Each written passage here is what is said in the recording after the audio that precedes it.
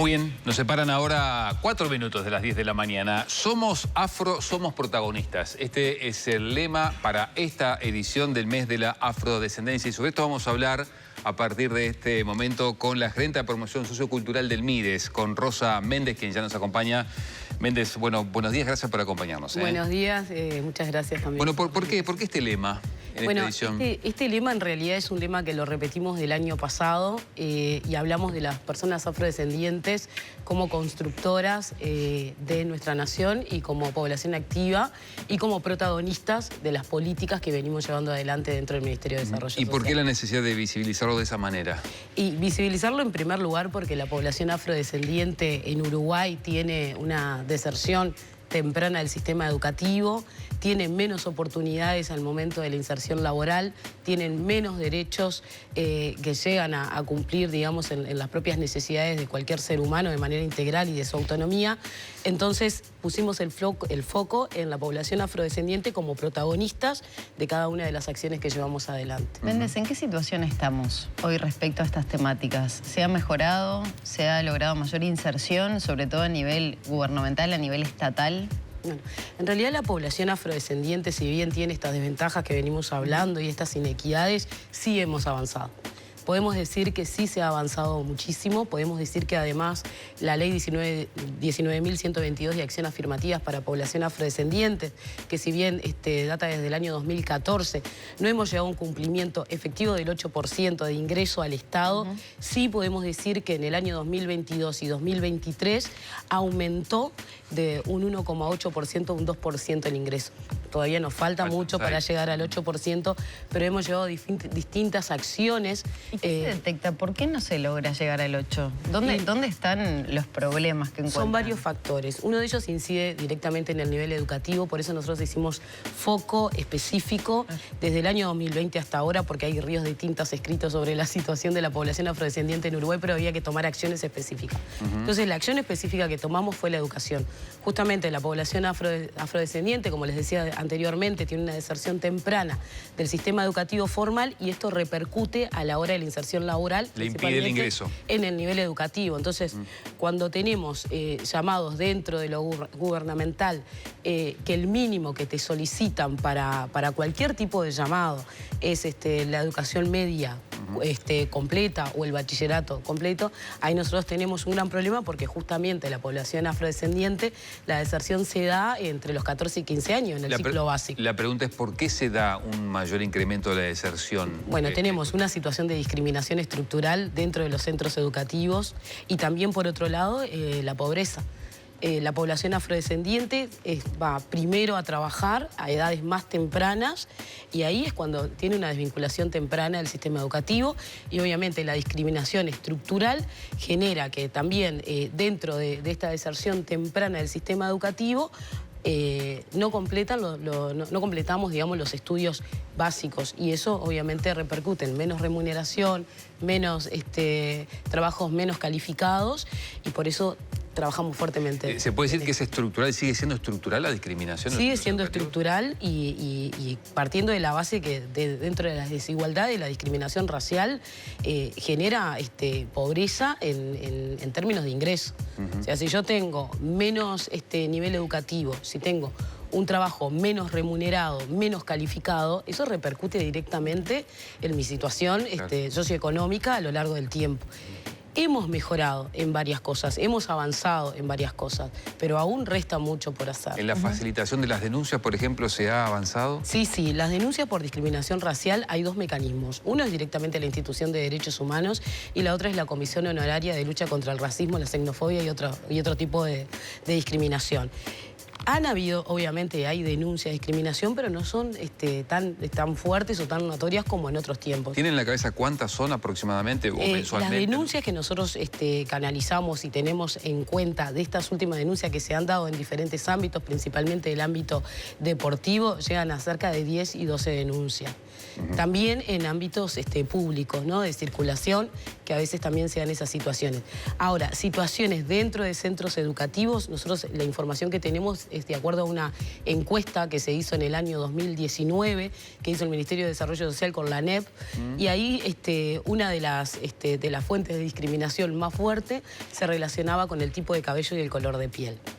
Y esa es una de las situaciones que nosotros trabajamos muchísimo cuando hablamos de capacitación y sensibilización en todo el Estado y también cuando trabajamos con los centros educativos. ¿Y se han incrementado las denuncias de discriminación? No, nosotros no hemos tenido situaciones que han llegado, por ejemplo, al Ministerio de Desarrollo Social de los centros educativos por discriminación racial. Sí se han dado situaciones específicas en departamentos. Por ejemplo, el departamento de Rivera tuvo una situación, incluso bajo una propia norma que penaliza este tipo de discriminación con un docente, que eso fue público, que lo denunciaron los propios estudiantes por situación de discriminación y también de xenofobia. ¿Y qué pasó con ese caso a propósito? Ese caso tuvo una penalización el docente y además se articularon varias situaciones de capacitación y obviamente de encuentro con estos jóvenes para poder llegar de fondo a la situación y que tengan un acompañamiento en este tipo de situaciones. Pero el docente no está más en el centro educativo. No, la verdad que es bastante compleja cambiar y transformar la realidad cuando un docente, que es quien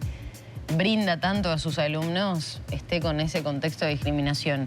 Quiero consultarle a propósito de eso, de la ciudad universitaria, INJU, que tiene también un cupo, no sé si está establecido o no, pero sí representa el 12% de los jóvenes que residen. Sí, son los 180 jóvenes, 29, que ahora incluso aumentamos a un 16% porque ingresaron nuevos jóvenes y eso para nosotros es realmente muy meritorio.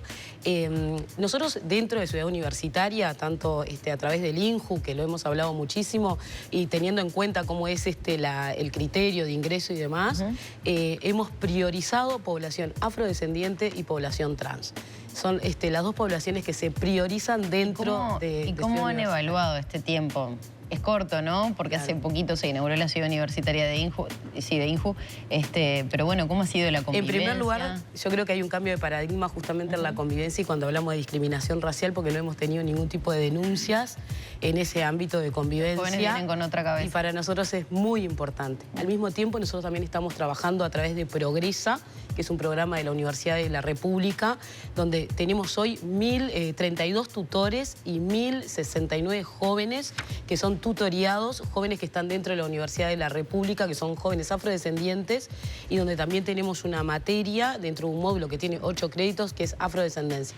Y esto también es en conjunto con Ciudad Universitaria, con INJU Avanza, porque también atendemos a jóvenes de quinto y sexto año de educación media, y hay un cambio de paradigma en esto, ¿no? Y también lo que venía diciendo anteriormente, ¿no? Nosotros cuando hablamos de erradicar el racismo, cuando hablamos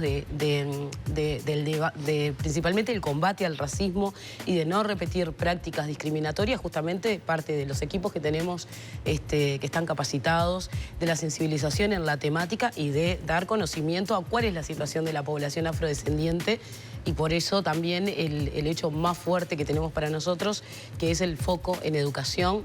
Y como decía anteriormente, ¿no? Río Distintas ha escrito sobre la población afrodescendiente, pero esta es la primera vez que tomamos un foco específico que a largo plazo está generando, sí de a poco, pero está generando cambios estructurales en la población afrodescendiente en Uruguay. ¿El cuerpo docente, ustedes entienden que está preparado para enfrentar situaciones de discriminación en los centros educativos?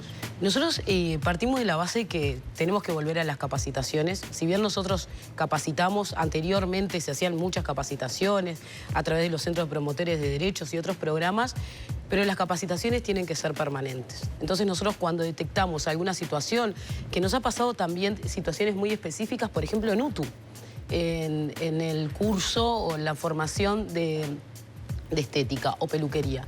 Hay un tema ahí específico con el tipo de cabello que tenemos los afrodescendientes y ahí nosotros contratamos siempre a través incluso con la sociedad civil, personas que llevan, primero que están dentro de esa misma formación, docentes, Y siempre llamamos a los docentes y a todos los otros grupos que participan de ese centro educativo, porque si bien la situación se puede dar en una formación específica, sabemos que esto puede tener una repercusión. Entonces aprovechamos esas instancias para dar la capacitación.